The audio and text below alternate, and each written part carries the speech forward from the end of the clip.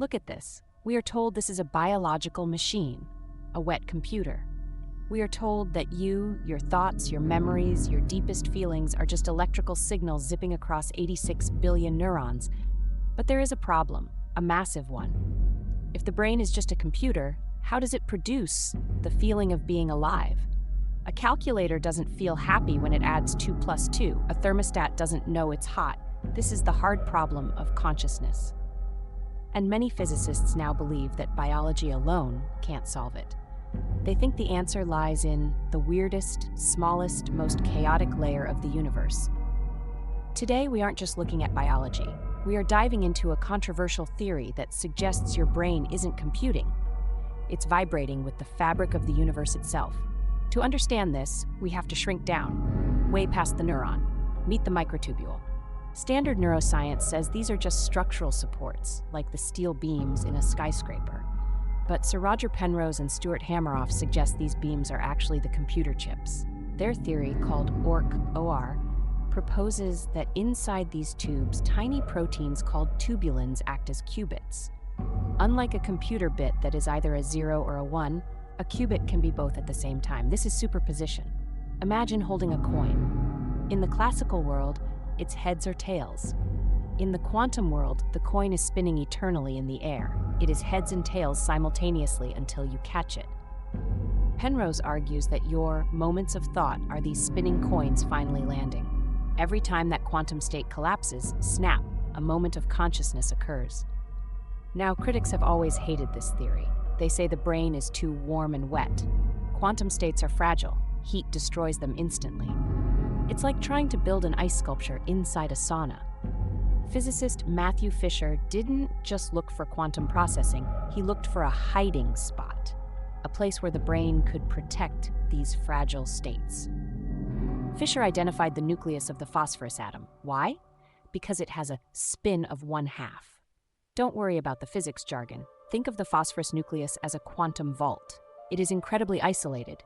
Even in the chaotic storm of the brain, this tiny vault stays locked, protecting the quantum information inside for hours, maybe even days. Fisher suggests these atoms are stored inside a structure called a Posner molecule. These molecules are like armored trucks carrying entangled quantum memories. When they separate, they remain entangled. A change in one molecule instantly affects its partner, even if it's on the other side of the brain. When they finally break open, they release calcium, triggering a neuron to fire. This implies your memory isn't just stored in connections, it's stored in quantum spin. So we have processing and we have storage. But what about communication? This is where things get ghostly. In classical physics, if you don't have enough energy to jump over a wall, you stop. But in quantum physics, there is tunneling. You don't jump over the wall. You pass right through it. It's like a video game character glitching through a locked door. Studies suggest that ions in your brain, sodium, potassium, might be tunneling through ion channels to trigger signals faster than classical physics allows. And it gets weirder. Meet the Davidov soliton. Imagine a stadium crowd doing the wave. Usually, a wave dies out as people get tired. But a soliton is a wave that never loses energy. It travels down the protein spine without fading, carrying information instantly. Finally, there is the most poetic theory of all: biophotons. We know cells produce ultra-weak light. Some researchers propose that the myelin sheath, the insulation around your neurons, isn't just rubber insulation. It might be a fiber optic cable. Your brain could be an optical network, communicating via entangled photons at the speed of light. So are you a meat computer, or are you a quantum observer? If these theories hold true, the implications are medical.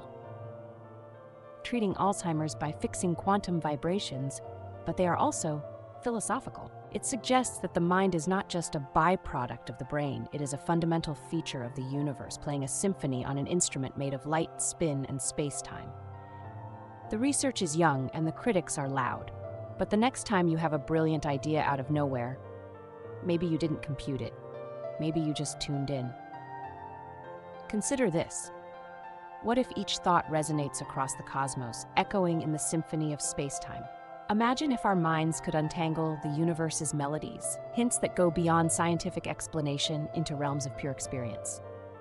What if, through quantum interactions, our individual stories weave into the fabric of reality? guiding and shaping our shared existence. In pondering these vast concepts, remember that our journey has only begun. A journey through the mind and rocketing through the boundless, unknown abysses of the universe.